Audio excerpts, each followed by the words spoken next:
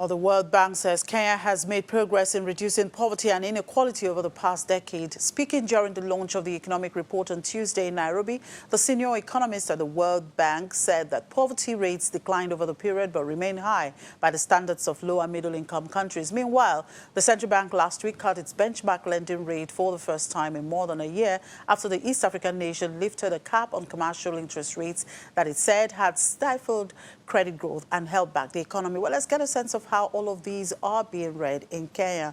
I'm being joined by the director at the Call Street Research and Analytics in Kenya, George Bodo. Good afternoon, Mr. Bodo. Thank you for joining us. Good afternoon.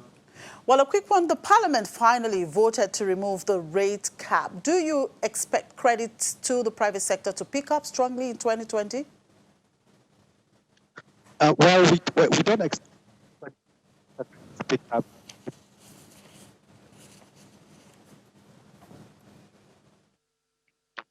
over the past 2 years, and consequently, if you look at the health, it's not been very good. A number of companies cut down on staff.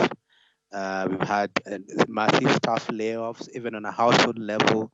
The financial health of a number of households has been greatly impaired due to an unperforming economy. So we really don't expect, despite the fact that the rate cap is removed, we don't expect any strong pickup in private sector credit growth in 2020. I apologize for that poor audio output. They're talking to Bodo George.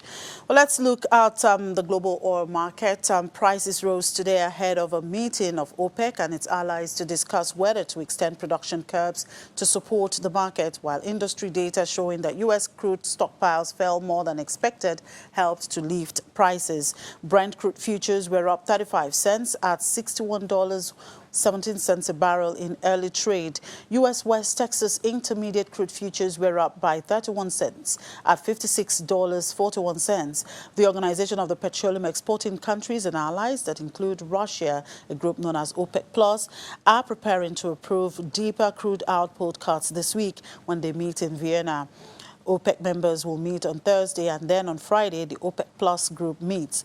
OPEC Plus has been curbing supply since 2017 and is expected to keep the cuts in place to balance out record production in the United States. Well, that's a wrap on the program. Thank you for watching. I'm Chimezie Obi Iwago.